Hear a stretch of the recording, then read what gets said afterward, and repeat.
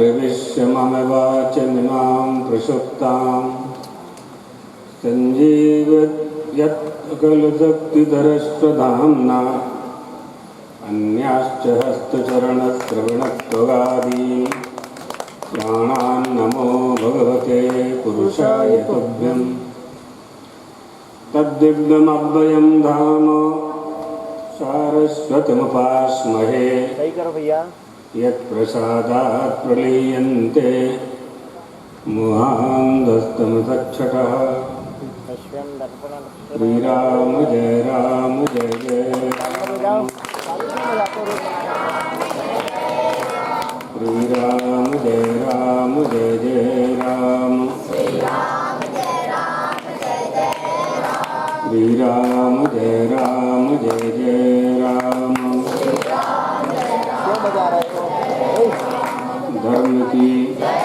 धर्म का प्राणियों में विश्व का गौ माता की, जगत गुरु शंकराचार्य भगवान की, द्वारकाधीश भगवान की, हर हर महादेव।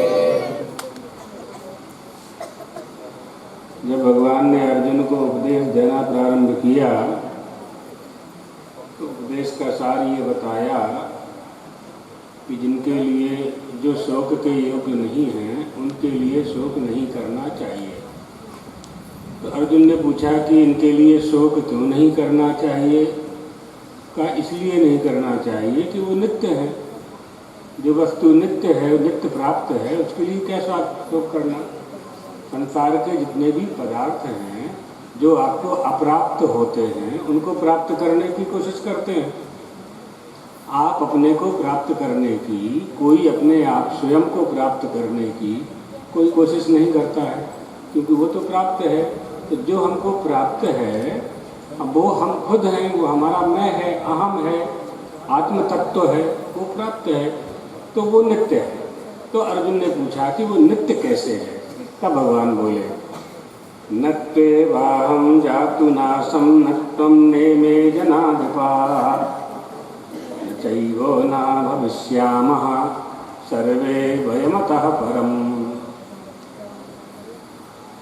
ऐसा नहीं है कि मैं कभी नहीं था, और ऐसा भी नहीं है कि तुम नहीं थे, और ऐसा भी नहीं है कि ये सब नहीं थे जो दिखाई पड़ रहे हैं, जिनके मारे जाने से तुम भयभीत हो रहे हो, जिनके मारे जाने की शंका से आकुल व्याकुल हो रहे हो, ये सब भी थे। और ये अभी भी हैं और बाद में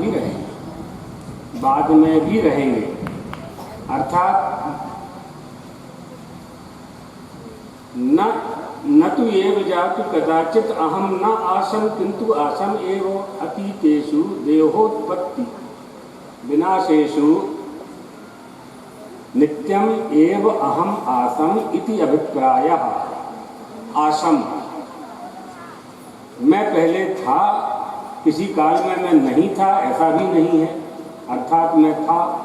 आसी मध्यम पुरुष के लिए कहा गया है, वो भी थे, यानी तुम भी थे, तुम आसी तुम भी थे, अहम आसम मैं भी था। और सर्वे वयमतः परम, सभी भी हैं, और पहले भी थे, बाद में भी रहेंगे। देह की दृष्टि से बहुवचन का प्रयोग है, और स्वयं की दृष्टि से, अपने आप की दृष्टि से, आत्मा की दृष्टि से एक वचन का प्रयोग हो रहा है।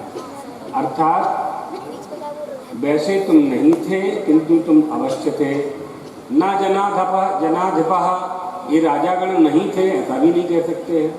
ये राजागण भी पहले थे, बाद में भी ये रहेंगे। इसके बाद अर्थात इन शरीरों का नाश होने के बाद भी ये सब भी रहेंगे ही।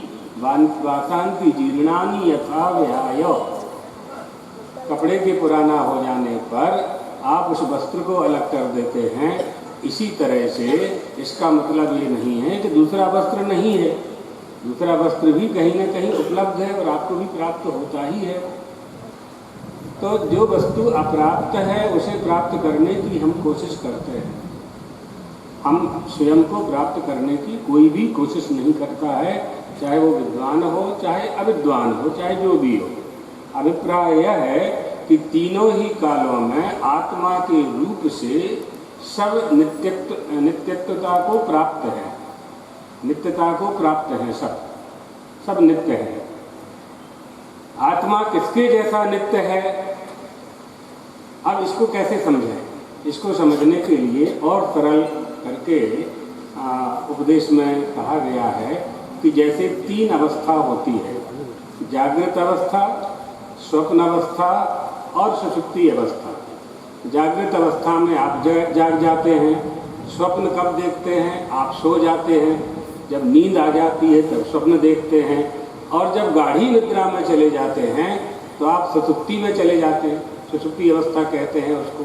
बहुत गाढ़ी नींद में चले, गाढ़ी नींद में यह जीव एक बार परमात्मा से मिलता है। जैसे आप अपना मोबाइल, आप अपनी बैटरी बिजली के करंट में लगा करके उसे चार्ज करते हैं, फिर वो दिन भर चलता रहता है।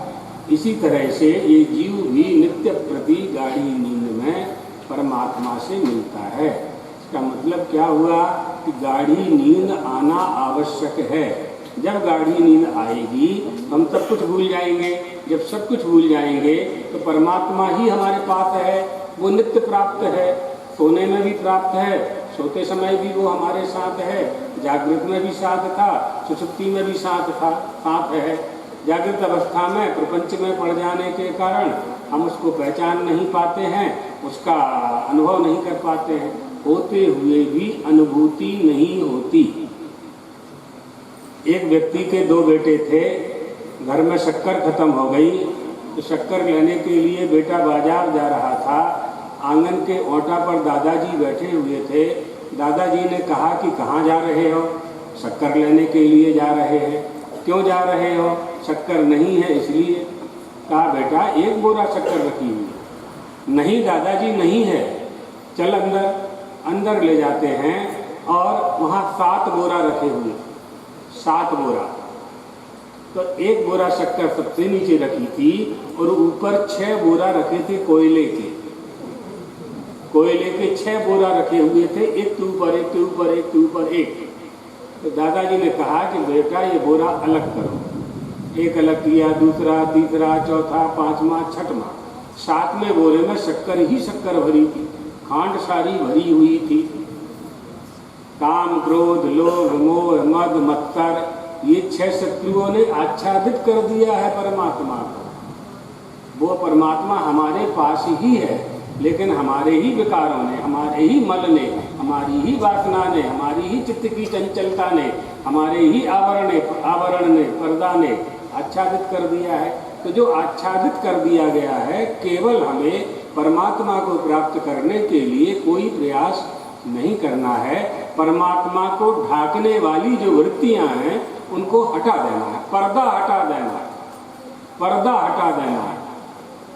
आपके घर में बहू आई है शादी होकर के और पहला दिन है, यहाँ मध्य प्रदेश में मुख दर्शन कहते हैं, मुँह चाहना, मुख को देखना। वो कब देखे? सास कब मुंह देखेगी? सास अपनी बहू का मुंह कब देखेगी? जब घूंघट उठाएगी तब ना। घूंघट के पट खोल सकी तो पिया में लेंगे। वो पिया कौन है? वो परमात्मा ही पिया है। घूंघट के पट खोल, बस पर्दा हट गया, बहू का दर्शन हो गया, बहू के मुखमंडल का दर्शन हो गया। इसी तरह से परमात्मा का दर्शन करना है तो अवस्थात्रय से परे होना पड़ेगा, अवस्थात्रय से परे होना पड़ेगा, देहत्रय से परे होना पड़ेगा। अवस्थात्रय, देहत्रय, कालत्रय, भूतत्रय, पंचकोशातीता सन या तिष्ठति का आत्मा, वही परमात्मा है, वही परमात्मा। इन सबके रहते हुए आप परमात्मा दर्शन नहीं कर सकते हैं, नहीं कर सकते। इसलिए कवि ने कहा हीरा तो जन्म गमायो तूने भजन बिन बाबरे। अरे पागल, इतना सुंदर हीरा मिला था तुझे, तूने उसे गमा दिया, नहीं पाया, समझ नहीं पाया। हमारे गुरुजी एक कथा सुनाते हैं। एक किसान था, खेत की रखवाली करने के लिए गया तो उसने जो फसल लगाई हुई थी उसको चिड़िया खा रही थी। तो चिड़ियों को भगाने के लिए एक गुफना होता है, यहाँ गुफना कहते हैं, उसमें पत्थर रख करके ऐसे घुमा घुमा करके और एक रस्सी उसकी छोड़ देते हैं, तो पत्थर जाके झाड़ में बैठे हुए पक्षियों को लग जाता है या भय से भाग जाते हैं, तो खेत से भाग जाते हैं। तो एक एक पत्थर उठाता था, गुथना में रखता था, हवा में गुथना को घुमाता था, छोड़ देता था, सारे पक्षी भाग जाते थे, पक्षी फिर आ जाते थे। पशु और पक्षियों का तो स्वभाव होता है। तो बार बार ऐसे करके उसने खेत के कई पत्थर गुथना में भर भर के चला चला करके पक्षियों को भगाने में खर्च कर दिए, फेंक दिए। शाम हो गई, अंधेरा हो गया, अंधेरे में पक्षी आते नहीं हैं। एक पत्थर बचा उसके पास, उसको हाथ में लेकर के घर आ रहा था। घर जाऊंगा, शाम का समय हो रहा है, पत्थर को हाथ में लेकर के ऐसे ऐसे ऐसे करता जाता था। कई लोग ऐसा करते थे। सामने से जौहरी आ रहा था, सोने का पत्थर का पारखी। तो उसने देखा कि पत्थर तो बड़ा चमकीला है। आया, बोला भैया कहाँ से आ रहे हो?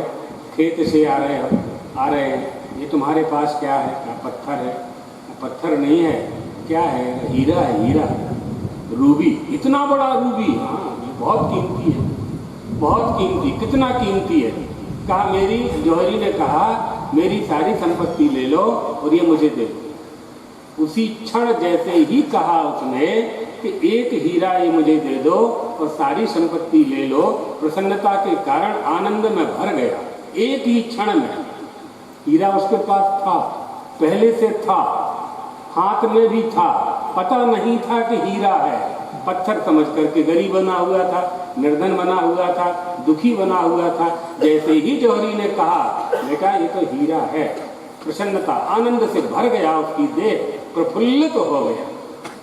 वो उसी जौहरी का नाम है गुरु। ये मानव देह है, ये मानव का शरीर है।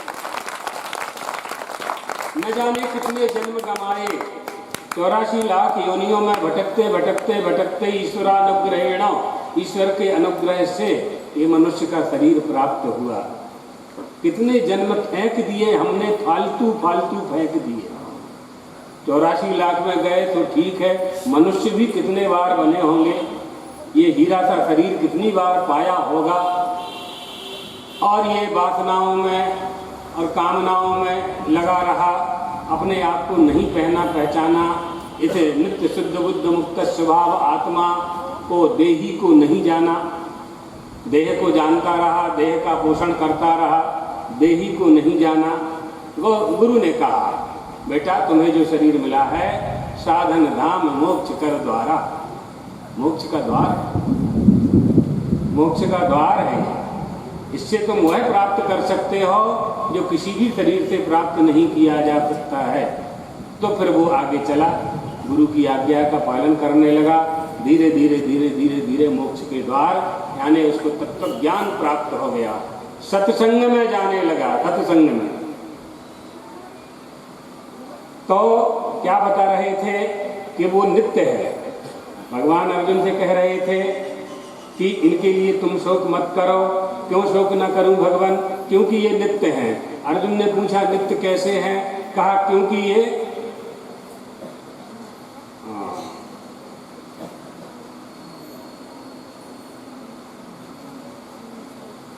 ये हमेशा रहने वाले हैं। जो आत्मा है वो हमेशा रहने वाला है। तो कैसे रहने वाला है? तो 3 अवस्था है। अवस्था 3 है, लेकिन इन तीनों अवस्थाओं में विचरण करने वाला एक है, इसलिए वह नित्य है। आत्मा न स्वप्न है, आत्मा न जागृत है, आत्मा न सुषुप्ति है, लेकिन तीनों अवस्थाओं का साक्षी है। आपके 3 शरीर हैं, कारण शरीर, सूक्ष्म शरीर और स्थूल शरीर। वो तीनों शरीर आत्मा नहीं है, परमात्मा नहीं है, लेकिन तीनों का साक्षी है, दृष्टा, आई विटनेस, देखने वाला है। तीनों शरीरों को वो देखने वाला है। वर्तमान काल का वो साक्षी है, भूतकाल का वो साक्षी है, भविष्य काल का वो साक्षी है। वो तीनों काल नहीं है, वो तीनों कालों में भी नहीं है, वो तीनों कालों से परे है। तीनों कालों में तुम्हारा देह है, तीनों शरीरों में तुम्हारा देह है, तीनों अवस्था में तुम्हारा देह है। देह का जो साक्षी है, देह का जो साक्षी है वो नित्य है। इसलिए जैसे बाल्यावस्था आई, आपके घर में बालक पैदा हुआ, और सरल कर देते हैं, आपके घर में बालक पैदा हुआ, बालक पैदा हुआ तो 1 दिन का हुआ, फिर 1 महीने का हुआ, फिर 1 साल का हुआ, फिर 20 साल का हुआ, फिर 25 साल का हुआ, आपने उसकी शादी कर दी, फिर 50 साल का हो गया, फिर 80 साल का हो गया, फिर 100 साल का हो गया। ये बाल्यावस्था, युवावस्था, वृद्धावस्था, जरावस्था बदलती रही शरीर की, लेकिन शरीर को जो चलाने वाला है ना, उसमें कोई परिवर्तन नहीं हुआ, वही नित्य है। अर्जुन और वो नहीं मरता है, तुम्हारी मारने से नहीं मरता, मृत्यु नहीं होती। तो भगवान का कहने का कथन ये है, कहने का तात्पर्य कि एक ही देही में नित्य होने के कारण देह अवस्थाओं के परिवर्तन के साथ जैसे अवस्थाओं का नाश होता है, वैसे तुम्हारा नाश नहीं होता। जब तुम्हारा नाश नहीं होता तो जिनको तुम मर जाने वाले समझ रहे हो, भीष्म पितामह, द्रोणाचार्य आदि, उनका भी नाश नहीं होगा। समस्त शरीरों में एक ही आत्मा है, एक ही आत्मा। तो अर्जुन ने कहा कि भगवान आत्मा किसके जैसा है? अगर वो आत्मा एक है तो वो किसके जैसा है, हम उसे कैसे समझें, कैसा है? तब भगवान ने अर्जुन की जिज्ञासा को शांत करने के लिए 13 श्लोक उपदेश के रूप में कहा। देहिनोऽस्मिन् यथा देहे कौमारं यौवनं जरा तथा देहांतर प्राप्तिर धीरस्तत्र न मुह्यति। जो विद्वान पुरुष हैं, जो धीमान पुरुष हैं, वो मोह को प्राप्त नहीं होते।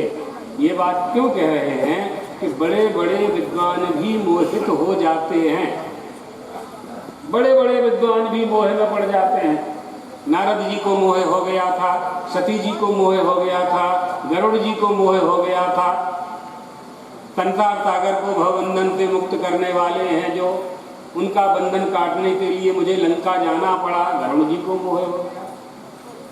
नारद जी को हो गया था, कामनी पर मैंने विजय प्राप्त कर ली, काम पर विजय प्राप्त कर ली, मोह हो गया। सती जी को मोह हो गया था कि कैसे परब्रह्म परमात्मा है जो अपनी पत्नी के लिए रो रहे हैं, हे खग मृग हे नभचर श्रेणी तुम देखी सीता मृग नयनी।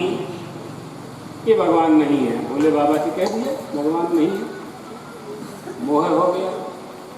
भगवान का चरित्र लीला दोनों को अगर आपने नहीं समझा और उनके तत्व को अगर नहीं जाना, अगर उनको दशरथ का ही पुत्र मानते रहे, अगर वसुदेव देवकी का ही पुत्र मानते रहे, तो ब्रह्म में पड़ोगे, ब्रह्म में पड़ोगे। ऊपर उठना पड़ेगा, मूल में जाना पड़ेगा, जड़ में जाना पड़ेगा। देवकी ने देखा कि मेरे सामने जो खड़े हुए हैं ये तो भगवान है, हमारे पुत्र तो है नहीं, ये 8वां पुत्र होना था। ये तो भगवान के रूप में चतुर्भुज 4 भुजा वाला किसका बेटा होता है? पीतांबर पहन करके, कपड़े पहन करके किस माँ से बेटा होता है? पैर में पायजेब पहन करके कहाँ बेटा होता है? कमर में करधनी पहन करके, हाथ में कंकड़ धारण करके, गले में माला बनमाला कौस्तुभमणि धारण करके, मस्तक पर मुकुट पहन करके कौन बेटा पैदा होता है? कोई नहीं होता। तो अवतार हुआ ना, बेटा कहाँ हुआ? ततो जगन मंगलमच्युतांतम। परमात्मा ही भगवान देवकी के सामने खड़े हो गए। देवकी आश्चर्यचकित हो गई, प्रार्थना करने लगी, प्रभु हमने तो पुत्र की बात की थी आपसे, पुत्र की बात की थी, आप तो भगवान बन के आ गए। भगवान तो तपस्या के बल पर हम दर्शन कर लेंगे, तपस्या से उन्हें प्राप्त कर ले, किए भी पहले हमने, जब हम मनुष्य रूपा थे, सुतपा थे, कृष्णगर्भा थे, करदम थे, अतिथि थे, अदिति थे, हमने भगवान के दर्शन किए हैं, यहाँ भी कर लेंगे। हमें तो ऐसा पुत्र चाहिए जो अपने तुम्हारे 6 भाई मारे गए, 6 भाइयों का तुमसे बड़े 6 भाई मारे गए, बहन की रक्षा बड़ी मुश्किल से हो पाई है, साथ में गर्भवती। तो आप हमारा कल्याण करो, अपना कल्याण करो, कंस का उद्धार करो, और हमारे जो 6 पुत्रों का वध मामा ने कर दिया है, उनको वापस लाने वाले आप हैं, ऐसा मैं मान रही थी। आप भगवान के रूप में अगर रहेंगे तो जितना आपने लोगों को वचन दिया है वो पूरा ही नहीं कर पाएंगे, गोपियों की भी इच्छा पूरी नहीं कर पाएंगे। कात्यायनी देवी की आज्ञा से आपने गोपियों को वचन दिया,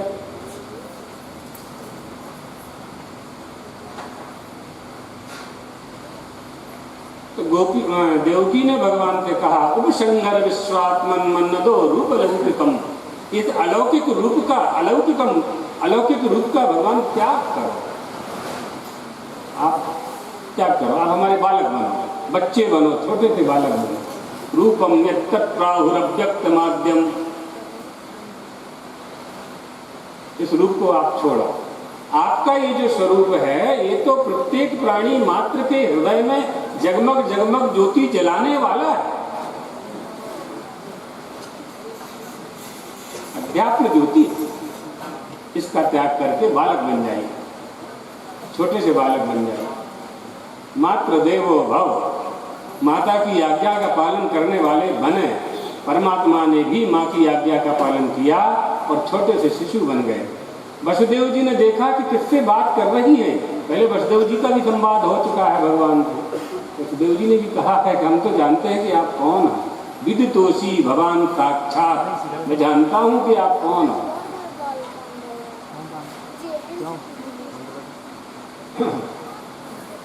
कारागार के ताले खुल गए, परमात्मा